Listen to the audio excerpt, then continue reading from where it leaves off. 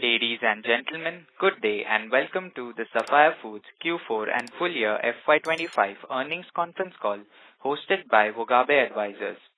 As a reminder, all participant lines will be in the listen-only mode and there will be an opportunity for you to ask questions after the presentation concludes. Should you need assistance during this conference call, please signal an operator by pressing star then zero on your touchtone phone. Please note that this conference is being recorded. I now hand the conference over to Mr. Sanjay from Sapphire Foods. Thank you and over to you, sir. Welcome to Sapphire Foods Q4 and financial year 25 consolidated financial highlights. I am joined by my colleague Vijay Jain, who is our CFO. First, a quick briefing on the full year performance highlights. In what was a difficult year, we still delivered double-digit restaurant count and restaurant growth. Number of restaurants grew at 10%. We added 91 restaurants during the year to close at 963 restaurants. Our sales grew at 11%. Adjusted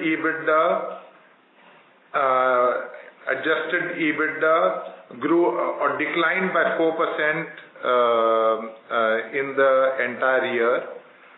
KFC for the full year was at -4% SSSG, and with -4% SSSG we opened with our store openings we delivered a double-digit revenue growth of 11%, and despite the negative SSSG and the operating deleverage as a result, our EBITDA margins were healthy at 17.3%, and we crossed a significant milestone of 500 restaurants during the year, thereby doubling our count over 3 years. Pizza Hut had very good 3 quarters from April to December, and then we slid back in the 4th quarter, which we'll talk about a little later. We ended the year at -1% SSSG. In the quarter we were +1 SSSG. Sri Lanka had a very strong turnaround in the full year. We grew revenue in LKR terms by 14%, and restaurant EBITDA margins were healthy at 15.4%, first time in 3 years that we've been able to clock above 15% restaurant EBITDA. We were rated the #1 QSR in India for the 2nd consecutive year. On the Dow Jones Sustainability Index. It's a big achievement for the organization. And then in the recent Yum Global Franchisee Convention, we were recognized as the world's top 4 Pizza Hut franchisee. Among thousands of franchisees, we were rated as world's top 4 Pizza Hut franchisee. The world's best Pizza Hut franchisee for people practices, and finally the big award was of the world's best KFC franchisee. So these awards mean a lot. As I said many years ago, we aspired to be India's best restaurant operator. Certainly we are among the top 1-2 best global Yum franchisees, certainly. Quickly, the Q4 highlights. We delivered a revenue of 710 crores, 13% growth, led by KFC India and Pizza Hut Sri Lanka. We added 6 KFC restaurants and took our total count to 963 as of 31st March 2005 also. Consolidated restaurant EBITDA decreased 1% year-on-year and margin was at 12%. Adjusted EBITDA of 50.8 crores was a 7% decline year-on-year, and our adjusted EBITDA margin was 7.2%. Consol EBITDA was 16% or 113 crores and increased year-on-year by 3%. Consol PAT was 2 crores or 0.3%. Adjusted PAT was 3.3 crores or 0.5%. Let me now take you to the KFC slide. In Q4, our SSSG trajectory was continued to improve upon versus the previous 2 quarters. However, on a base of last year where we had declined in terms of SSSG, our delivery mix continued to increase vis-a-vis dine-in and takeaway, and our big campaign for the quarter was to focus on what we call new consumers of KFC, and it's centered around our Epic Core variety campaign, with also value around our core offerings being called out. This is the going forward focus of the brand. How do we represent our core variety to consumers with value? Chicken bucket, zinger burger, boneless chicken and roll. And apart from this, the other positive of the quarter was our own delivery business. After 2 or 3 years of being stable or slight decline, actually improved and had the greater SSSG uplift in this quarter versus even the aggregator channel. It's still small part of our business. The drop in ADS that you see from a quarter-to-quarter basis really reflects new store and some amount of seasonal movement from Q3 to Q4. The brand priorities are quite clear. This is the slide number 21. And this is something that I've spoken about earlier. We've launched a premium burger called KFC Gold. Apart from being the premium burger, it has also been launched in our popcorn and in our boneless range. So it's really a lot of sauces and a lot of dips that are very popular with the younger generation. On slide number 23, you can see our emphasis on boneless that we are trying to drive. Digital kiosks continue to be rolled out. Now it's implemented in about 238 restaurants. Over to Vijay for the financial numbers. I'm on slide number 26, which presents channel-wide sales contribution. Dining plus takeaway came at 57%, and the delivery was at 43%. Sanjay mentioned about our own delivery growth. Our own platform growth was 3x the growth which we experienced on aggregator platform. So that was a big positive for us. In terms of SSSG, the trend continued to improve. We were at -1%, and overall revenue grew by 12%. On back of 73 restaurant additions which we had in last 1 year. Gross margin dropped marginally. However, restaurant EBITDA dropped to 15.7%. This was a result of operating deleverage, lower ADS which we experienced in Q4 compared to Q3, and a higher delivery mix. Slide number 29 shows 4-year trend. Clearly seen that despite 2 challenging years now, back-to-back 2 challenging years in terms of SSSG, brand has still delivered a healthy EBIT of 17.3% in the last financial year. Let me now take you through Pizza Hut, and I'm referring to slide number 31 in our deck. Our 6 pillars of the Pizza Hut strategy continue as articulated earlier to drive taste superiority through pizza and sides innovation, differentiated dine-in experience like casual dine-in restaurants, and a hot and fresh delivery experience. We should offer competitive value for money, mass media advertising to drive consumer awareness and consideration, and be cautious in terms of store expansion.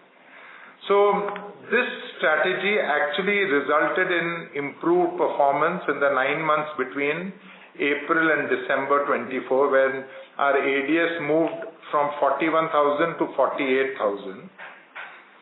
However, starting JFM quarter 4, we have not been able to invest in mass media advertising, and that's resulted in an impact on our transactions, and that's really arising out of a difference of view between two franchisees, between us and our sister franchisee, with respect to marketing strategy and the additional investment that we have been doing from April to December behind mass media advertising.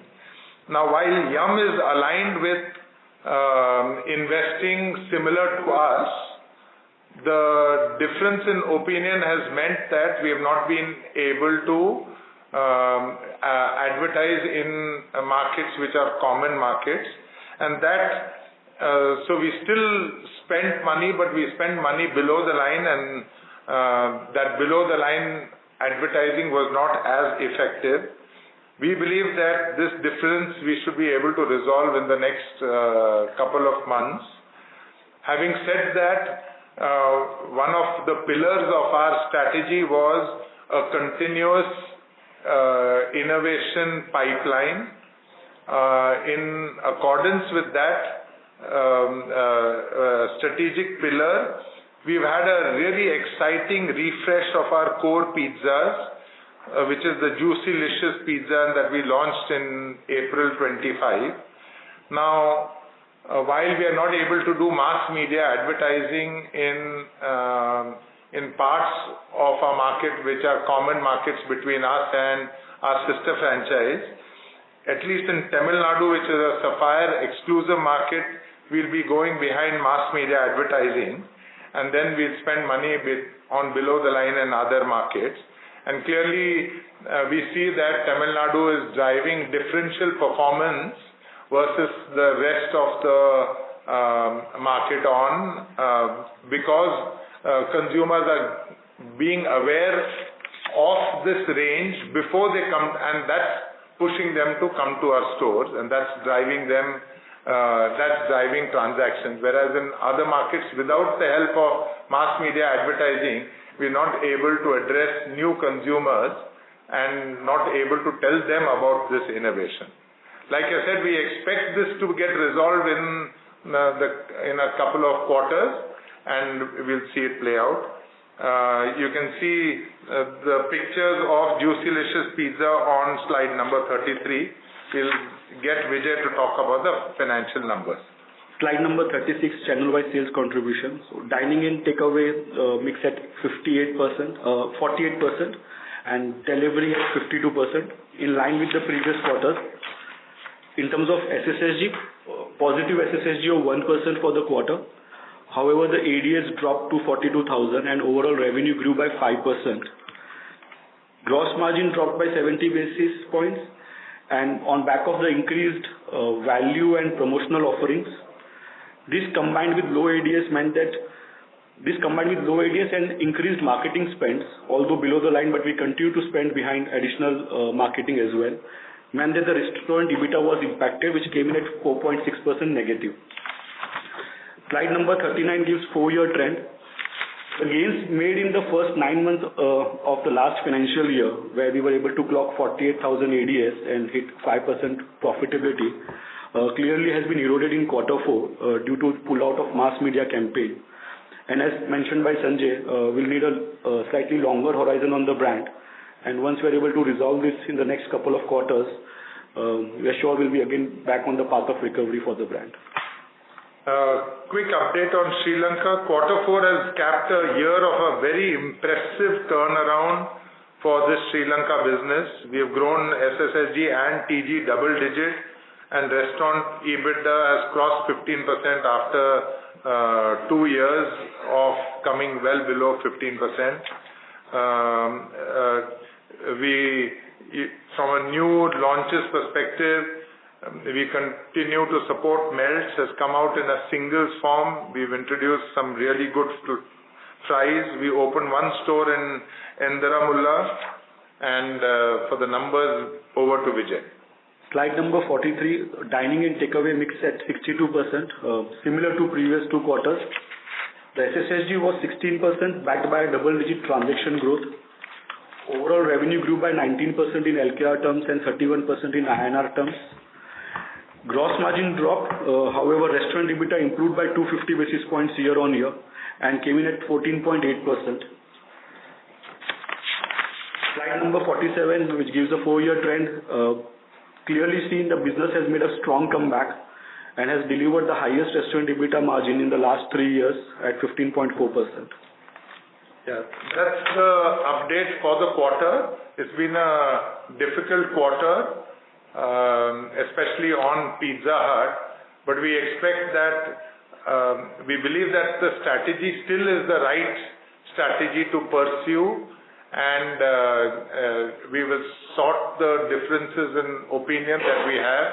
The good part is that Yum is aligned on what we plan to do, and we should see an uptick in performance in the coming months/quarters. I'll stop here now and open this to questions. Thank you very much. We will now begin the question and answer session. Anyone who wishes to ask a question may press star and 1 on their touch-tone telephone. If you wish to remove yourself from the question queue, you may press star and 2. Participants are requested to use handsets while asking a question. Ladies and gentlemen, we will wait for a moment while the question queue assembles.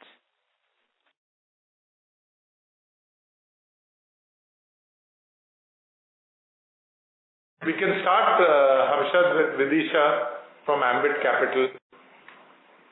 The first question is from the line of Vidisha Seth from Ambit Capital. Please go ahead. Hi, good evening team. I hope I'm audible. My first question was if you can give some color on the broader demand scenario and specifically on KFC, SSG, although the momentum of SSG has improved, it's still in the negative territory. So if you could comment on whether with a high single-digit decline in the base, is it logical to assume that SSG would turn positive in the first half of FY26? Yeah, so the demand situation continues to be neutral. It's not improved or it is not worsened off over the last 3 or 4 quarters. So it's still a tight demand situation, and then coupled with heightened competitive pressures has meant that growth has been difficult to come by. You are seeing -1% SSSG in Q4 on the back of, I think, again, very low single digits the previous year. So as we move forward, certainly we'll see a more stable SSSG, but it is on the back of earlier low SSSG quarters. Understood. The current trend is flattish. The current trend is flattish SSSG. That's the current trend which we are experiencing. Got it. Right, sir. The second question was on your commentary on Pizza Hut. You've talked about the longer horizon required in terms of reviving the brand. So is the visibility on even early double-digit margins deferred, given that attaining the 55,000 ADS threshold would be difficult in the medium term? Basically, how should one think of margins when it comes to Pizza Hut?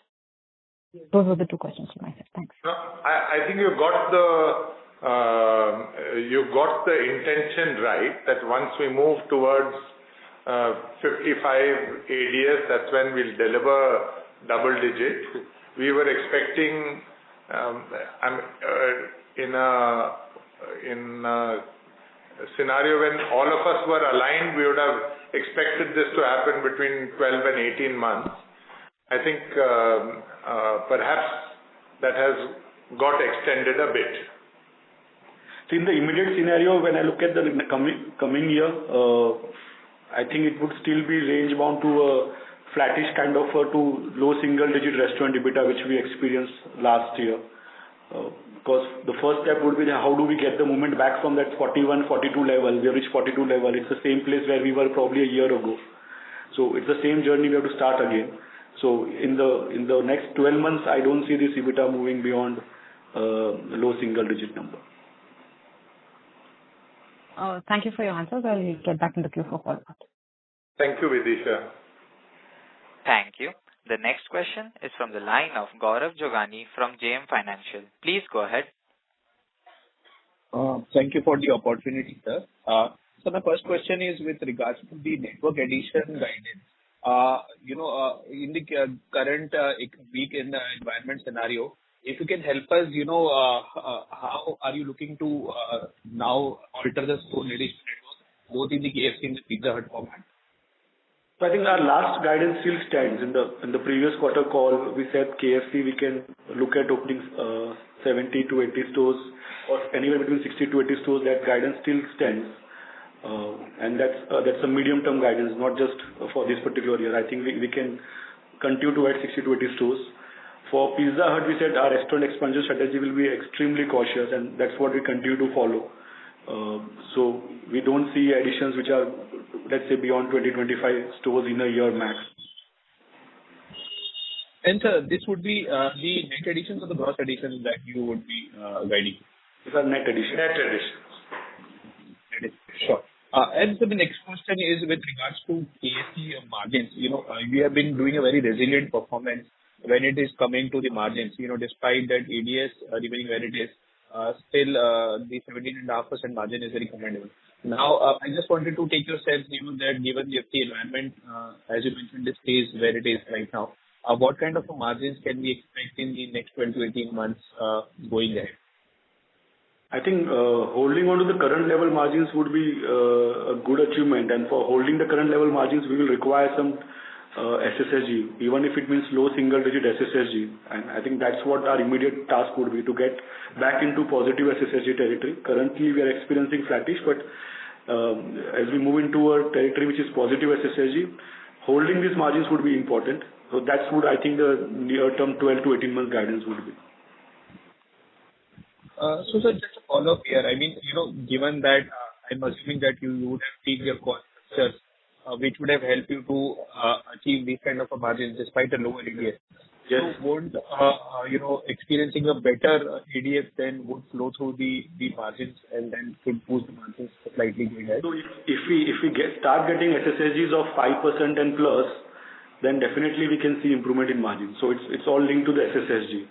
I said that if we are experiencing flattish and maybe even low single digit, if we are getting a low single digit, we should be able to hold margins.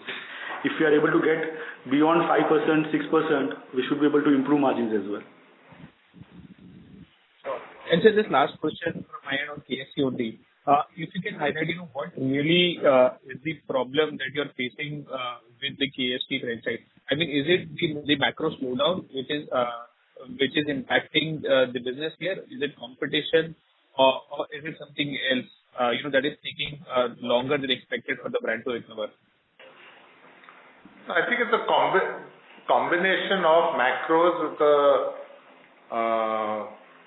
combination of also competitive intensity. So I don't think we were expecting in the coming financial year, because of tax SOPs and inflation reducing, we are expecting discretionary spends to increase. However, Q4 there was the earlier trend continued, and that's reflected really in the SSSGs that we saw, and hence in the EBITDA margins. Okay. So if I summarize it right, you're saying that it's a combination of slowdown and the competitive intensity, which is kind of leading to this slowdown. And you're still hopeful that these tax SOPs and inflation should the reducing inflation rather should help to drive the demand improvement going ahead. Correctly captured. Sure. So thank you for this. Thank you. Ladies and gentlemen, in order to ensure that the management is able to address questions from all the participants in the conference, please limit your questions to 2 per participant. The next question is from the line of Saurabh from Goldman Sachs. Please go ahead. Yeah, thank you very much for the opportunity. My question is on the comment made earlier by Sanjay that you're confident that in the next 1 to 2 months, the difference of opinion in Pizza Hut will be resolved. So just wanted to ask what gives you the confidence that in the next 1 to 2 months you will resolve that difference with the sister franchise? No, I never said 1, 2 months. I said in the coming months, it might take 1 to 2 quarters rather than 1 to 2 months.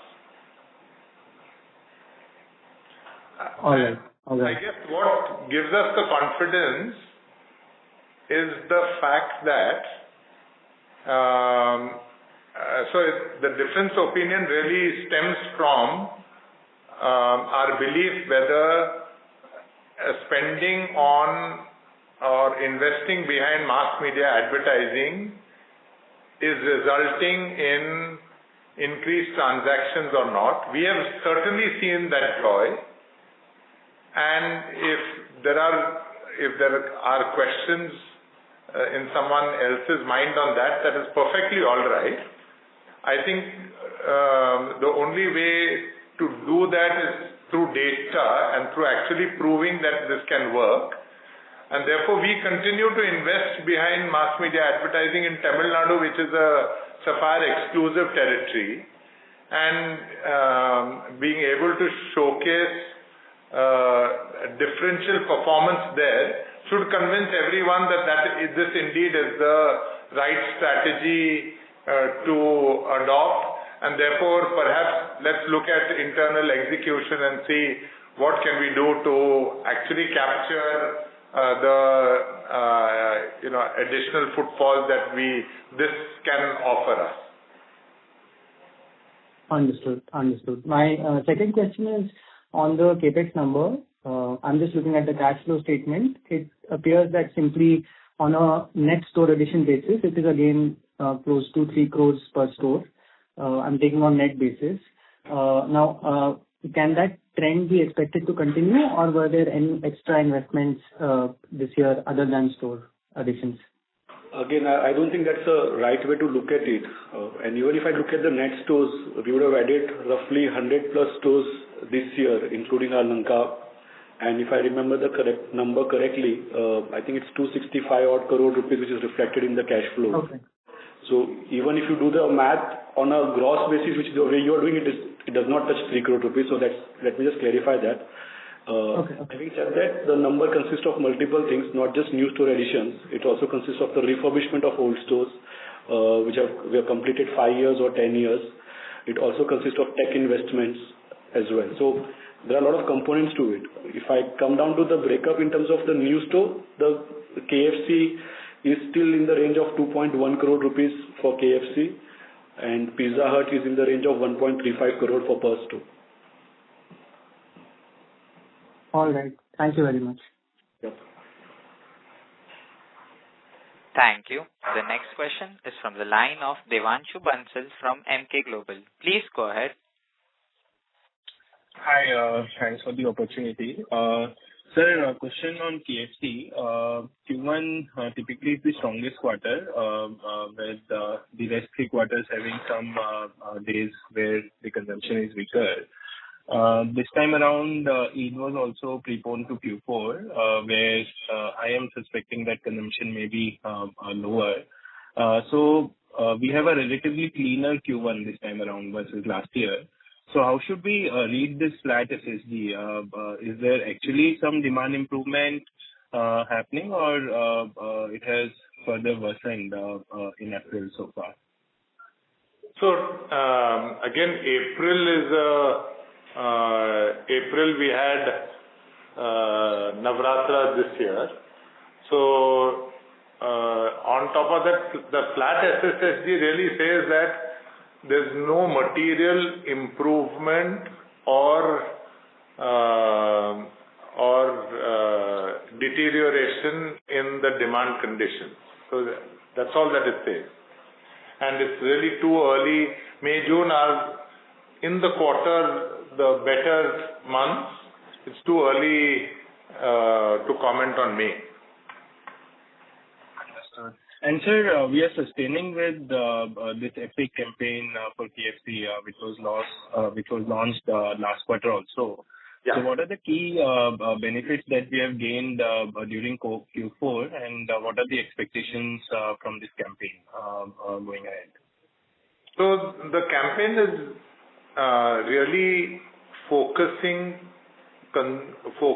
on the variety that we offer in our core range, and through that we expect to get more consumers who are aware of the brand but not tried the brand to come into our stores. That we have identified over the medium term as the biggest opportunity on KFC, increasing consumer penetration while continuing to hold on to brand loyalists. So that is what really this campaign is aiming to do. Now, this is not going to happen in one or two campaigns and one or two quarters, and we should sustain the intensity and the thought behind this idea that we present our variety in core and offer great value on core to pull new consumers in. This is the intention. You see this continue for over a period of time. In terms of the benefit, we have definitely seen transaction improvement. So while our SSSG was negative in H1 of last year, our transactions were also negative.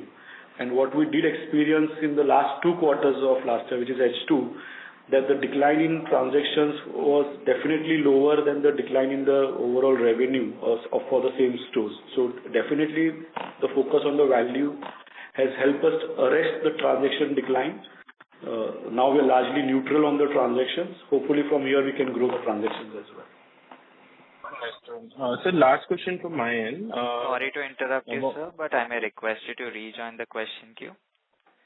Sure, no issues. Thank you.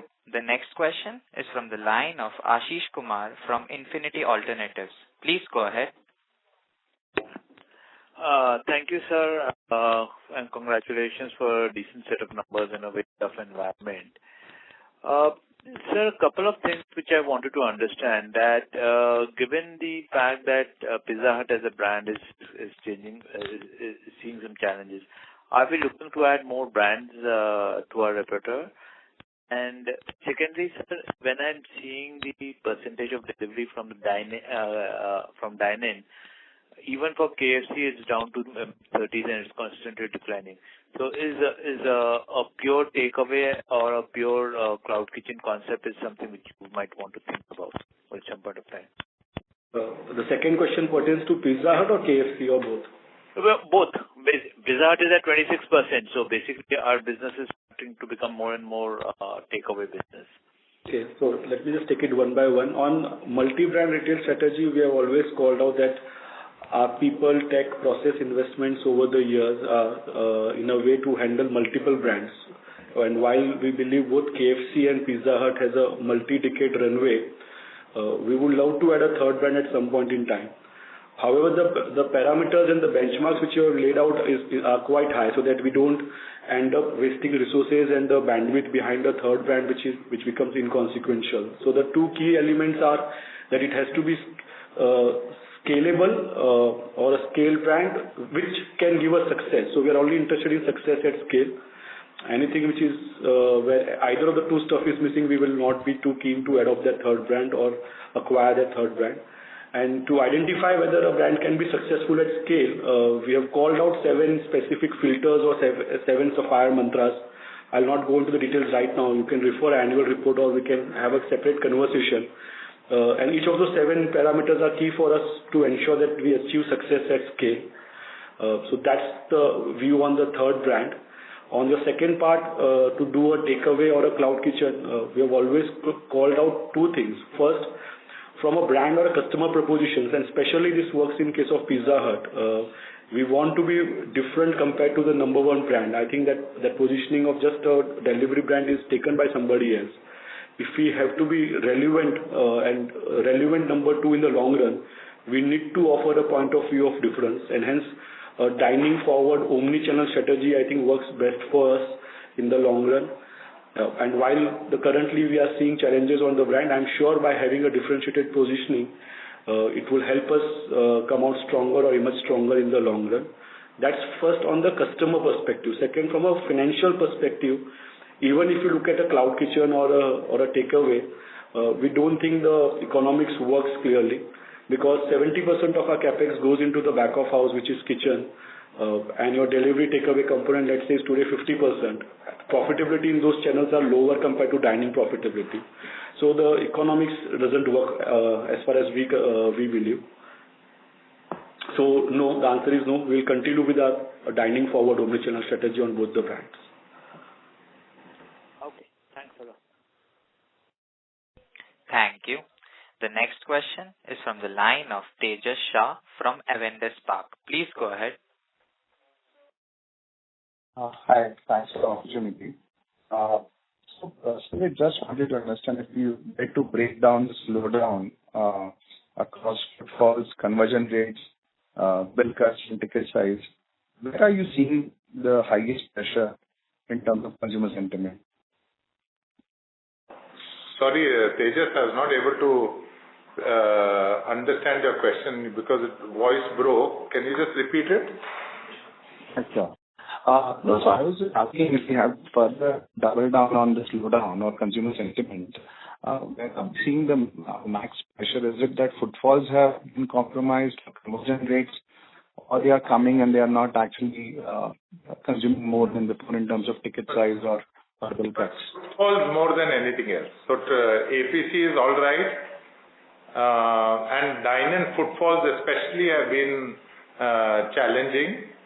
And delivery, while it's growing, it's not really growing to the extent that it used to also.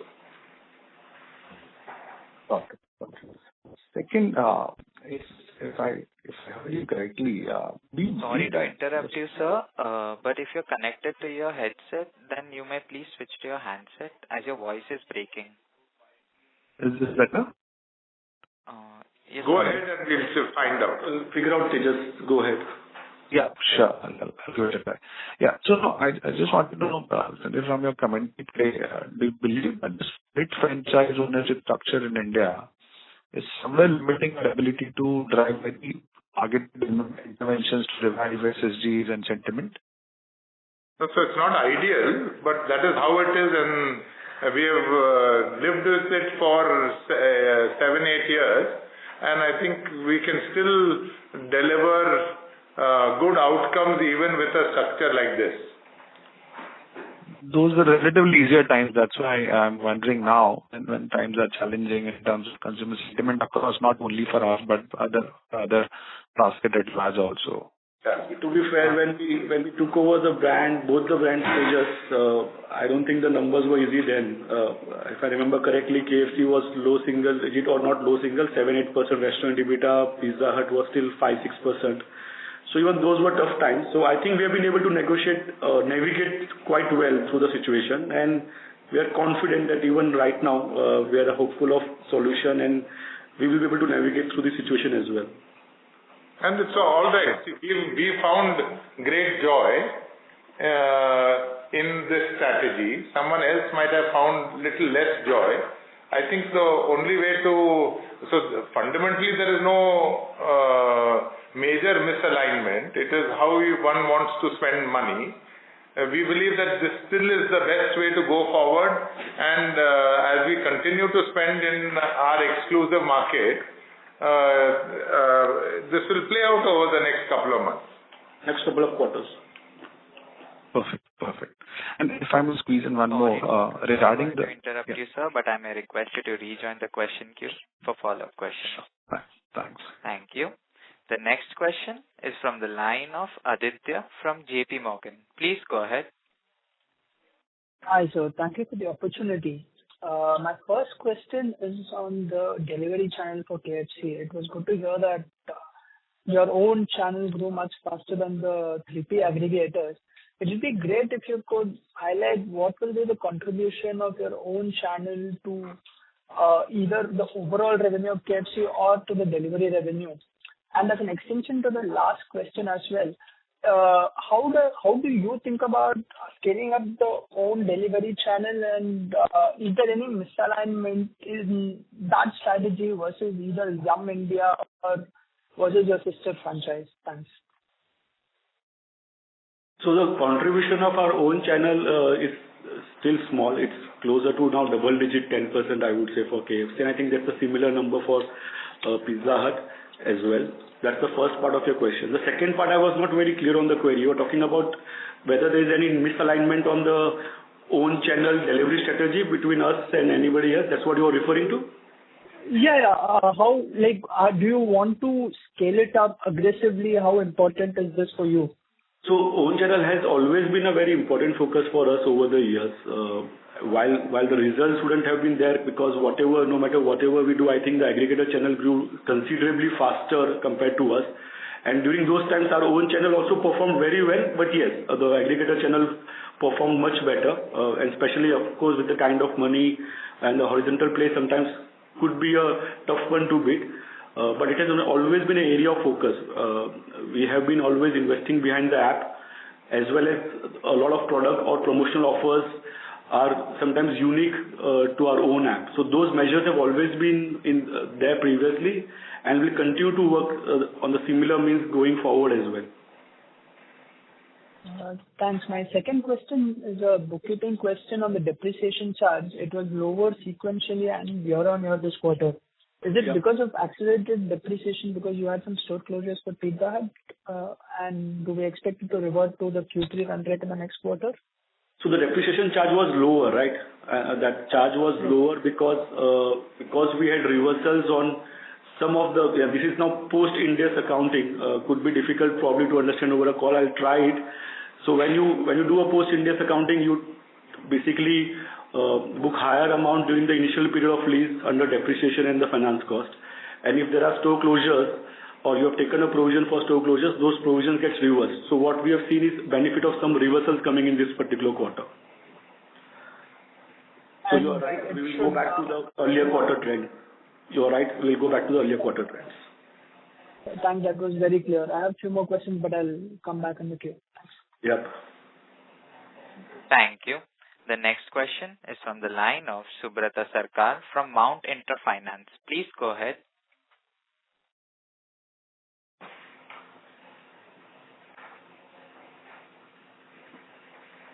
Mr. Subrata, please go ahead.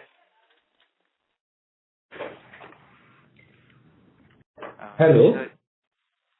Yes, sir. Go ahead. Yeah. So my question is more so from an industry perspective, since we have observed the emergence or development of this industry in other Western countries. So particularly these Western QSR, what is our observation?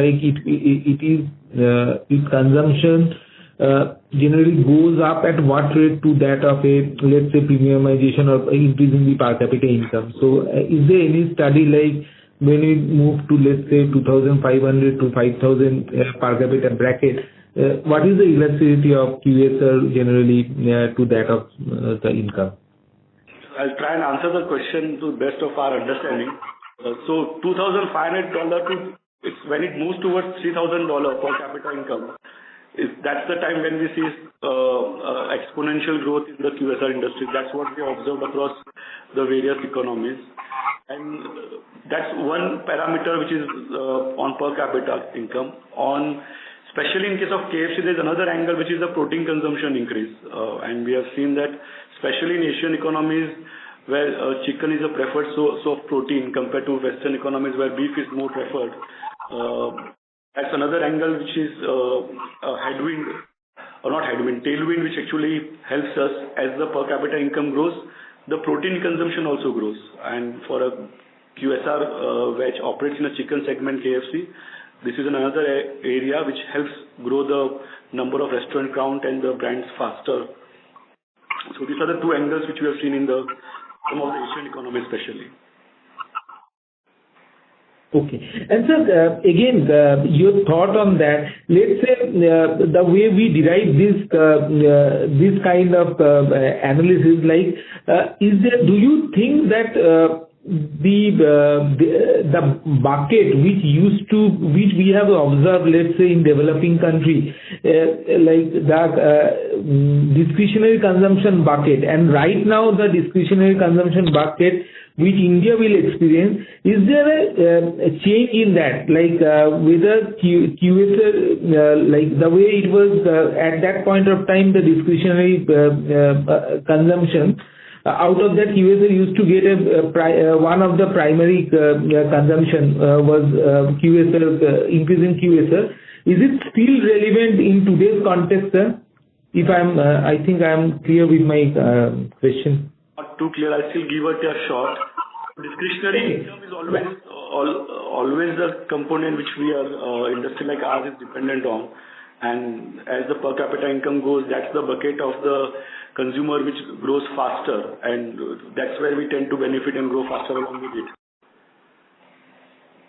Let me reframe my question. Maybe it will help you. What I mean to say, like, let's say 20 years back or 25 years back, when US, let's say 30 years back, when US observed the increase in discretionary, the increase in per capita income, and because of that lead to a higher discretionary expenditure, and QSR get one of the prime share of that. But my only question is, like, assumption holds, if that assumption holds good with the increase in per capita income, discretionary expenditure will go up. But my only point to understand from you, like the way QSR was relevant in terms as a one of the component of discretionary expenditure, does it still hold good in terms of share of discretionary consumption, QSR expenditure, or there are other expenditure which will now become more relevant in the bucket of discretionary consumption, and that's why QSR growth may get hampered?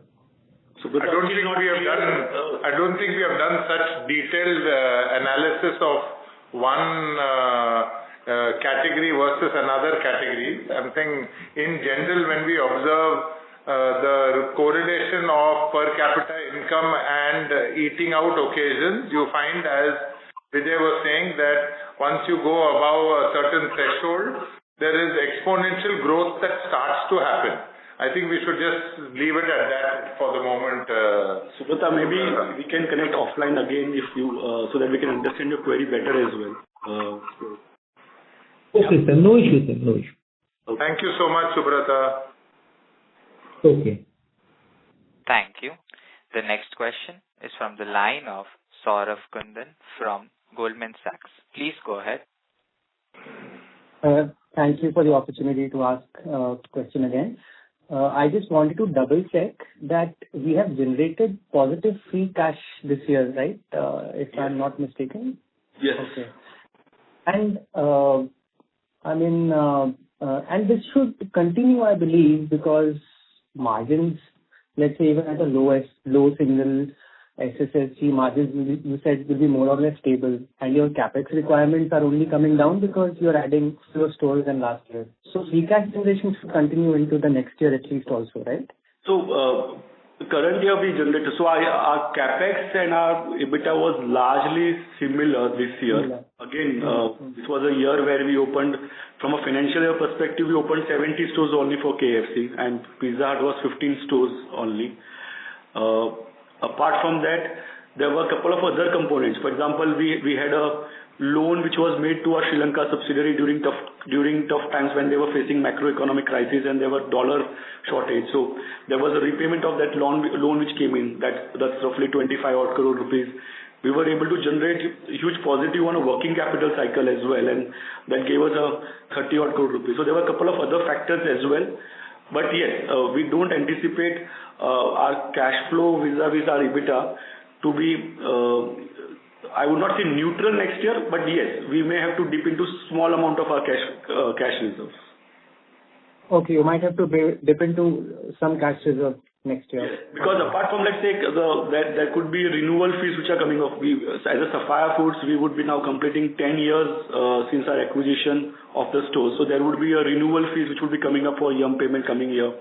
And apart from new stores, there are always agenda on refurbs. And typically when you try and complete, when you complete 10 years, there are a lot of refurbs which are on major side, major refurbs rather than minor. So we don't expect the cash flow to be positive coming year. We expect we'll marginally dip into our resources of cash. Okay. May I know about the renewal? Sorry to interrupt you, sir, but I may request you to rejoin the question queue for follow-up questions.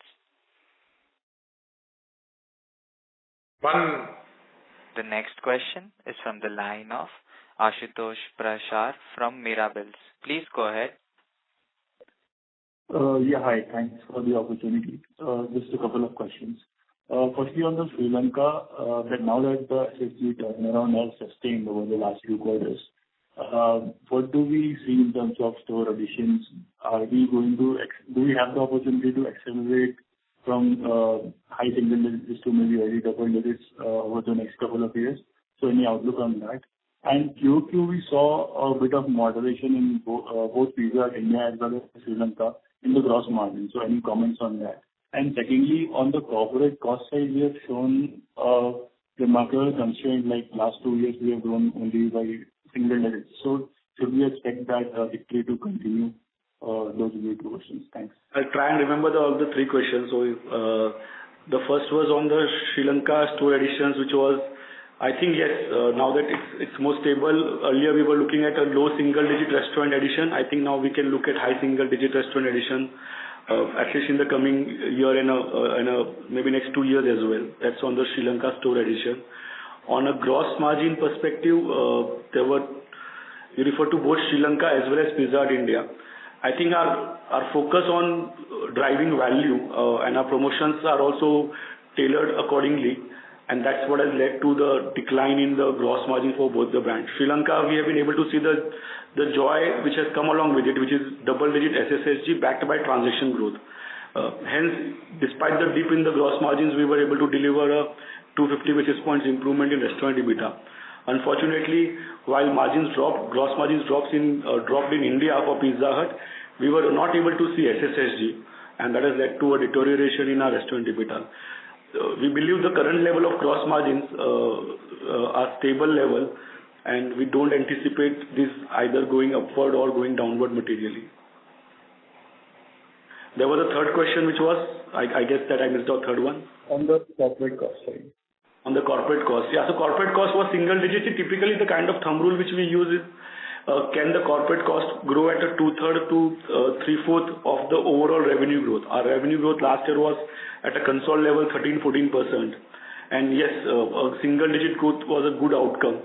I would say if the brand, and we don't target to grow revenue at low single digit or a low double digit, we typically target whether revenue can grow towards 15-20%. And our typical target would be then to grow, the corporate cost would grow at double digit. Let's hope this year we don't see a situation where the revenue grows in low single digit or low double digit. Got it. If I may follow up on the value offerings. So on the Pizza Hut side, Sorry it to is interrupt evident you, that the gross sir, margin. but I may request you to rejoin the question queue for follow-up questions. Sure. Thank you. The next question is from the line of Aditya from JP Morgan. Please go ahead. Hi, thanks again for the opportunity. My question is on any regional or state-wise, city-wise divergence you are seeing in terms of SSSG, and in the coming financial year, do you expect to shift your store expansion in any meaningful way in terms of city tiers or regions or states versus, say, what you did in FY25? Thanks. So we are not seeing too much variance between various cities and states in terms of the SSSG performance. Yes, in case of Pizza Hut, we are investing, as Tamil Nadu is an exclusive territory. We said we will invest there heavily on our mass media and through a mass media campaign as well. There, and it's very initial days, we are seeing slightly differential performance in terms of SSSG for our Tamil Nadu territory. But again, as I said, initial days. On coming to store expansion, 70% of our stores, which we added even in the last 2 years, are in metro and tier 1 cities. I think that ratio and mix will continue even going forward, at least for the next 2 years. Thank you. Thank you. Thank you. We will take that as the last question. I would now like to hand the conference over to the management for closing comments. There's one person, it's Ashutosh Parashar. We can take that one We question. can take that one question, Amshad. So the next question is from the line of Ashutosh Parashar from Mirabills. Please go ahead. Yeah. Thanks for the follow-up. Just a question on the value offering. So while the impact on gross margin of the value offerings is visible in Pizza Hut, the same is not there in the KFC. We have held up the gross margins there very well. So any comments on that? Actually, when you look at quarter-on-quarter, there we would have dropped very small amount of gross margin over there in case of KFC. Also, there are always an opportunity where on few product compositions or can we do some tweaking so that we can hold on to gross margin. So some of the value offering impact has been negated by small tweaks here and there in terms of our product composition. But there is certainly a drop even in KFC when you compare Q4 versus Q3. Got it. Thanks a lot for the follow-up. Thanks. Thank you. Thank you very much. As there are no further questions from the participants, I now hand the conference over to the management for closing comments. Yeah, thank you everybody for joining our conference and being patient with your questions.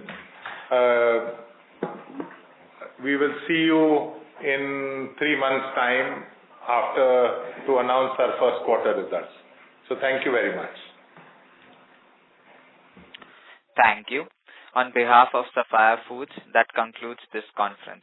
Thank you for joining us, and you may now disconnect your lines. Thank you.